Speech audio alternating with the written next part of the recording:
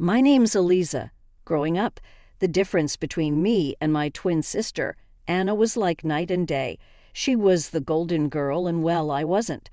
Our dad, a stern university professor, had his life's work tied up in books and lectures, while our mom was the quintessential housewife, dedicated to her home and family, pushing us to follow in her footsteps from as early as I can remember. Being at home felt more like sitting through a never-ending critique session. My parents had a blueprint for the perfect family, and it didn't include a daughter who wore band T-shirts and liked to keep to herself. "Eliza, why can't you be more like your sister?" was my mom's favorite line, usually tossed my way when I showed up at breakfast with my headphones in, trying to block out the world. Anna, on the other hand, basked in the glow of approval. "I just don't get why it's so hard for you to put on a nice dress and smile more," she'd say, flipping her perfect hair over her shoulder.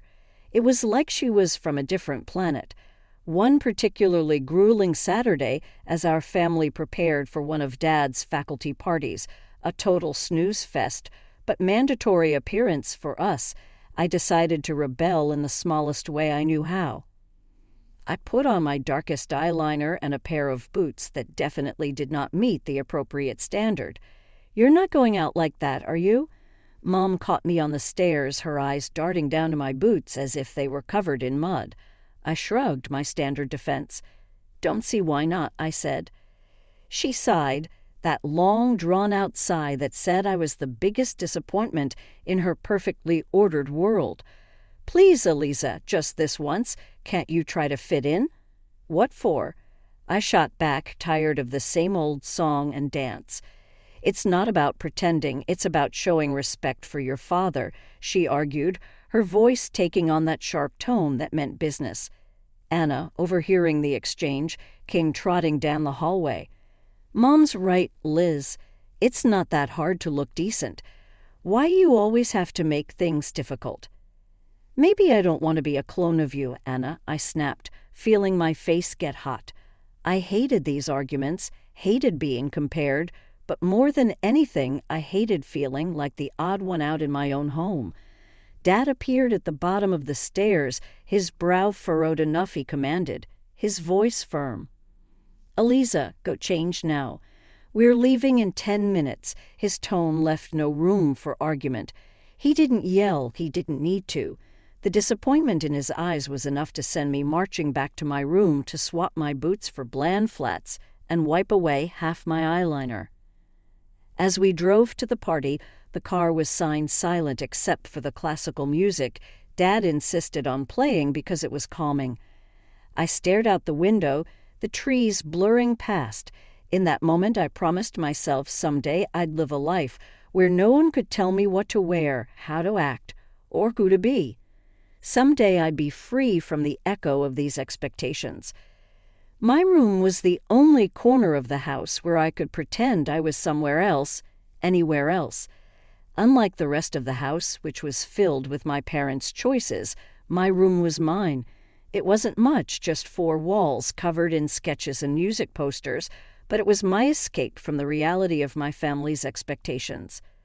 One evening, as I was trying to lose myself in a playlist of my favorite bands, Dad knocked and marched into my room, his face set in a familiar frown. "Eliza, turn that noise down. And why haven't you studied with Anna today? You know you both have exams coming up," he said, his voice stern. I pulled out one earbud and looked up at him, trying to keep my voice even. "I've been studying, just not with Anna.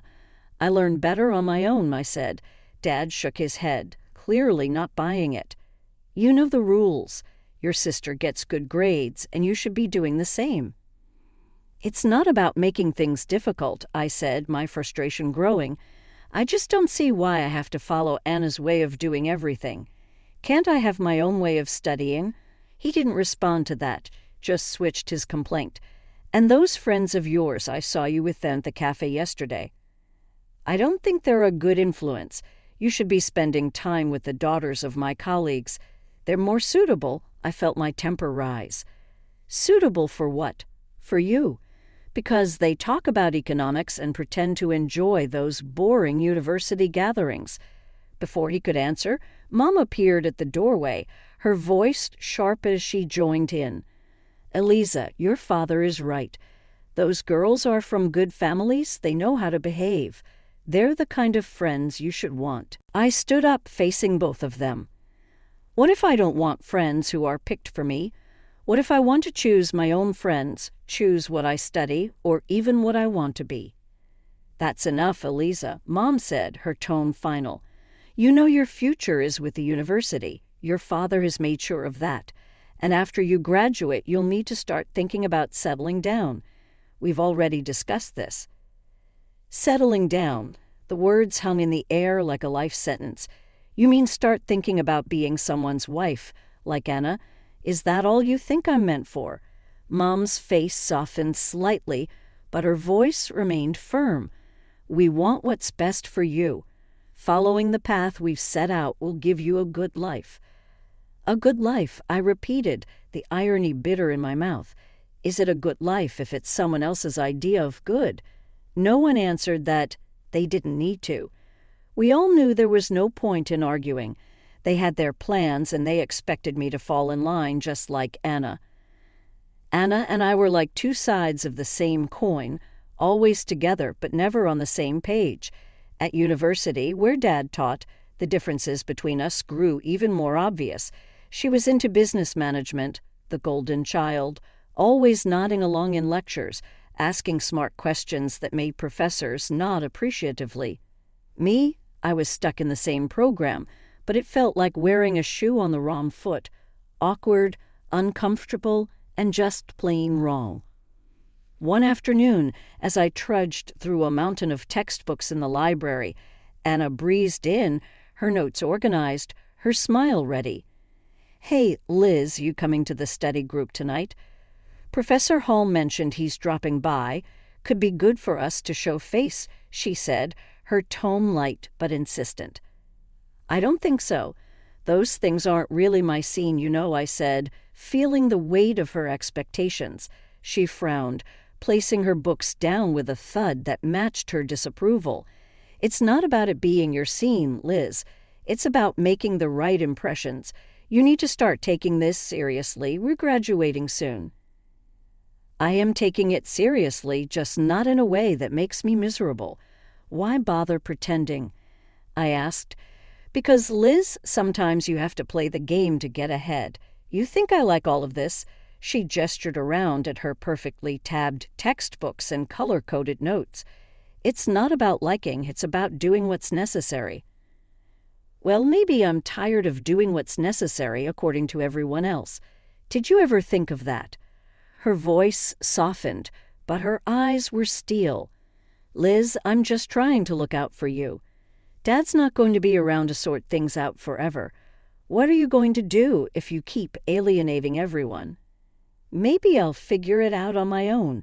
Maybe I don't need to follow Dad's roadmap or yours," I shot back, feeling a surge of defiance. Anna sighed, her frustration clear. "You're so stubborn. Just try, okay? For me, if not for yourself. Show up tonight. Talk to Professor Hall. It won't kill you." I looked at her, really looked at her, and saw not just my annoyingly perfect sister, but someone who actually cared in her own way. "Fine, I'll think about it," I conceded, not ready to promise more. "Thank you," she said, her smile returning. "It's not that bad, you know. You might even like it if you gave it a chance." "Doubt it," I muttered, but I knew I'd lost this round. For Anna, I'd show up, sit through another boring discussion, and nod at the right times. It was just a few hours, I told myself. How bad could it be? As it turned out, not as bad as I thought. Professor Hall was surprisingly interesting when he wasn't lecturing from a podium. I even asked a question, which earned a shocked but pleased look from Anna. Later, as we walked back to our dorm, Anna nudged me. "See, not so terrible, right?" That fragile peace didn't last long, however. In our last year, Anna introduced us to her fiancé, a lawyer 10 years her senior, already well established, and exactly what our parents dreamed of. Mom and Dad were over the moon, praising Anna for making such a smart match, and immediately turned their expectant eyes on me. "Now, Lisa, it's your turn to find someone suitable," Dad said one evening over dinner, his tone implying that my time was running out. Mom nodded enthusiastically, already planning out my life as if it were another one of her well-organized home projects. "Think about your future, dear. Someone who can provide for you, who has a good standing." I remember staring at my plate, feeling the walls close in.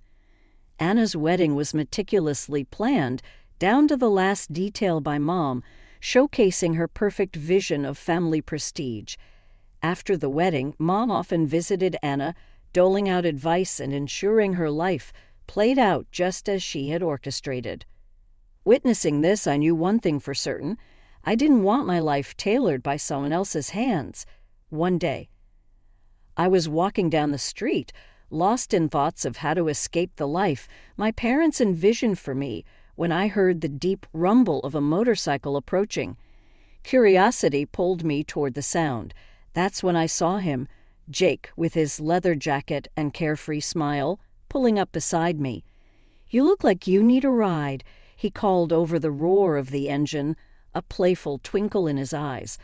I hesitated, glancing back towards the path home, then at his outstretched hand. What did I have to lose? "Sure, why not?" I replied, my voice a mix of nerves and excitement. Climbing onto the back of his bike, I felt a rush of adrenaline as we sped away. The wind whipped through my hair, and for the first time in a long time, I laughed genuinely. Jake shouted something about showing me his world, and I held on tighter, not wanting this moment to end. We stopped at a diner frequented by bikers over burgers, workers, and fries. Jake told me about his life as a welder, his passion for bikes, and his love for the open road. It was so different from anything I was used to, raw and real. "Don't you get scared living like this?" I asked, barely above the clatter of plates and chatter around us. "Scared? No, it's thrilling.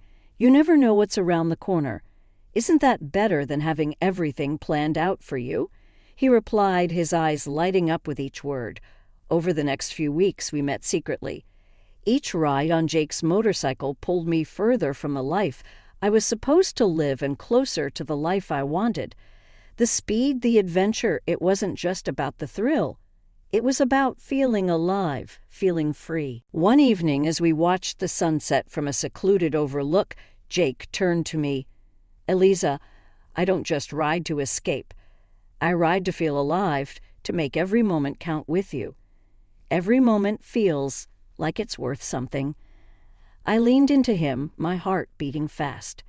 "I've never felt like this before.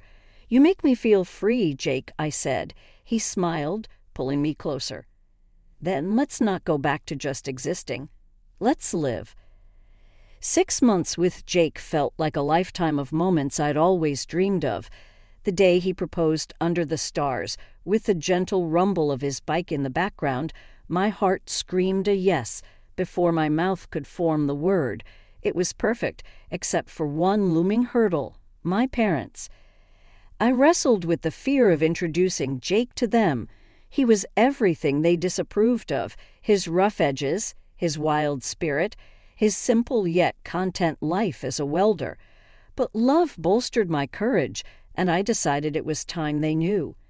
The day I brought Jake home, clad in his usual leather vest, black t-shirt, ripped jeans, and a bandana, I loved that about him. He was unapologetically himself.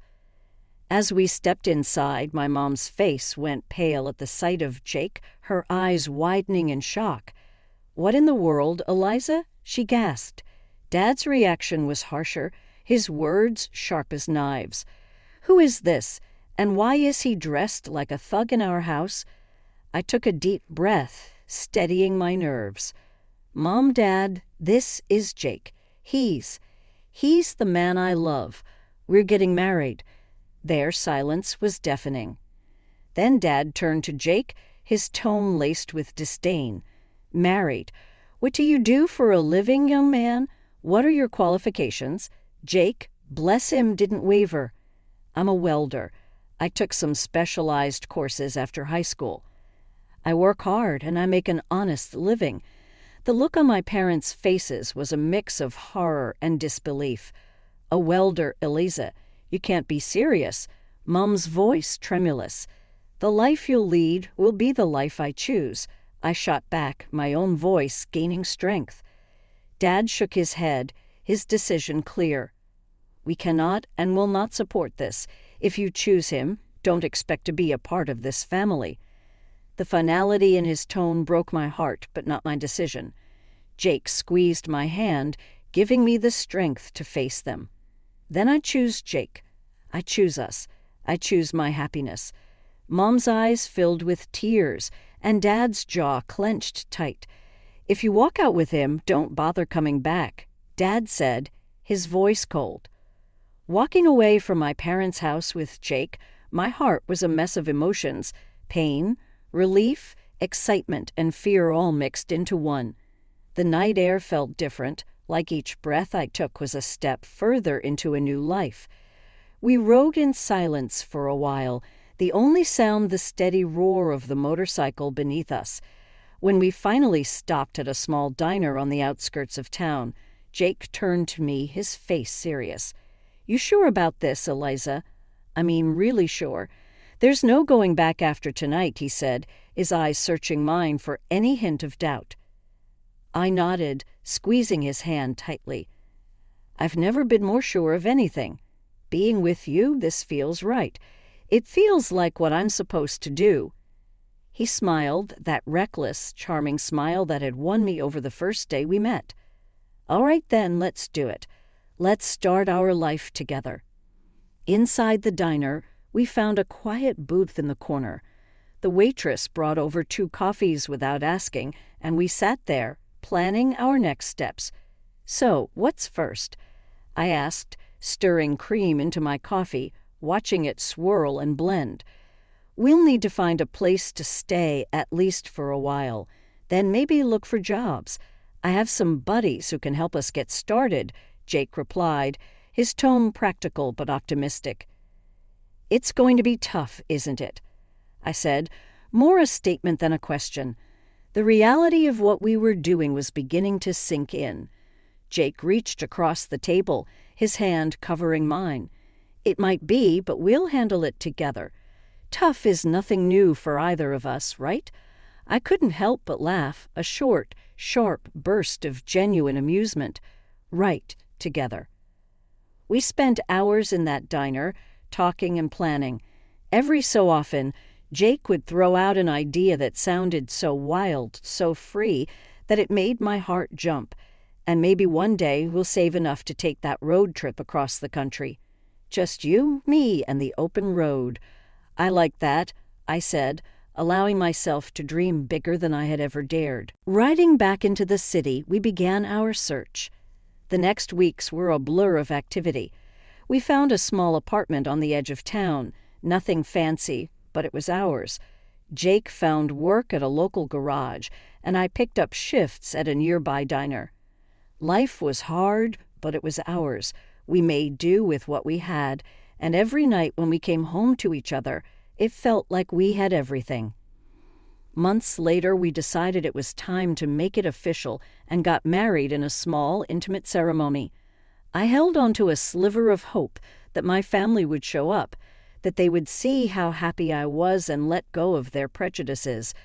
But the chairs reserved for them remained empty, and no congratulatory messages came. Despite the sting of their absence, the day was perfect because it was ours.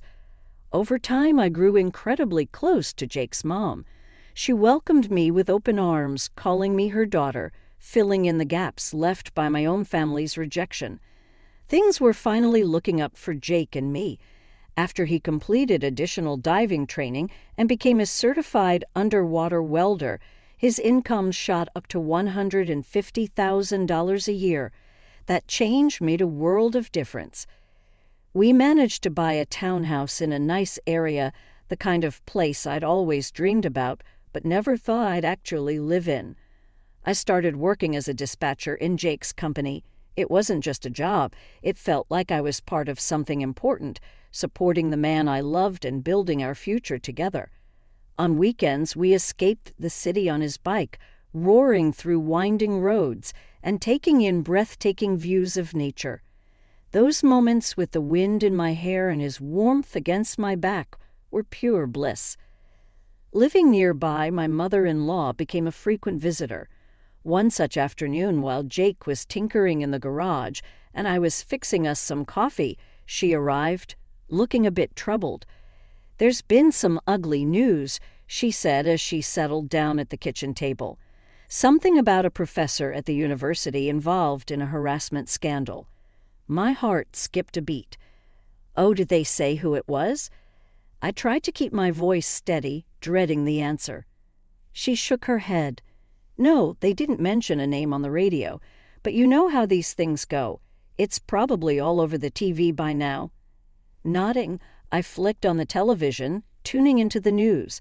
Sure enough, there was a report on the scandal, and as I had feared, my father's face appeared on the screen. The anchor detailed accusations against him, and I felt a cold wave of disbelief wash over me. Turning off the TV, I sat down heavily, trying to process the news. Jake came in, wiping his hands on a rag, and saw my face. "What's wrong, babe?" he asked, his brow furrowed in concern. I swallowed hard, my voice barely a whisper. "It's my dad. He's been accused of harassing a student." Jake's expression hardened for a moment before he came over and took my hand. "I'm sorry, Elisa. That's tough news. How do you want to handle this?" I shook my head, not really sure of anything at the moment. "I don't know. I mean, what can I even do? It's not like we're close anymore." He squeezed my hand, understanding. "Whatever you need, I'm here for you. We don't have to figure it all out right now." I decided to wait and see how things unfolded before making any moves. Whatever decision I made, I knew I'd have Jake by my side, and that was the reassurance I needed to face whatever came next. Life had been peaceful until that unexpected afternoon at work when a familiar car pulled into the parking lot. I hadn't seen my parents in a long while, and the sight of them stirred up a mix of emotions. Both of them looked dramatically changed. The scandal had taken its toll. Mom had lost a lot of weight and looked years older, while Dad appeared broken, a shadow of the stern man he once was. My mother spotted me and rushed over, arms open as if nothing had happened, as if years of distance and disapproval could be bridged in an instant. But I couldn't embrace her, not now. Instead, I stepped back and took Jake's hand, looking for strength in his presence. "Elisa, it was so hard to find you," Mom said, her voice cracking with emotion. Dad, ever the gruff one, cut to the chase, his voice harsh and bitter. "I was accused unfairly, you know. I went to your sister's husband for help, but that bloodsucker wanted a fortune. Your sister sided with him, and now they've kicked us out. We need your help." I stared at them, disbelief and anger swirling inside me. "Help? After all these years, you show up and demand help. We have nowhere else to go." Mom's voice was desperate. "They've disowned us too. We thought maybe we could stay with you." I almost laughed at the absurdity. "Stay with me? After you disowned me? You made it clear I wasn't your daughter anymore." Dad's face turned red, his old temper flaring up. "You owe us Elisa after all we've done for you." "That's where you're wrong," I interrupted, feeling Jake squeeze my hand in support. "I don't owe you anything. You threw me out because I chose my happiness over your demands, and now you have to live with them." The situation was spiraling, and I could see a crowd beginning to form. Mom started to cry, her sobs loud and attracting even more attention. "You're being ungrateful after everything we've done for you," she accused through her tears. I took a deep breath, my decision clear. "No, Mom, I'm not ungrateful. I'm free and happy. You made your choices, and now you have to live with them." As we walked away, I heard my dad yelling, but Jake leaned over and quietly told the security team, "Don't let them come here again." The following months flew by, filled with love and peace. We welcomed a son, a new beginning in our growing family. My parents never came back.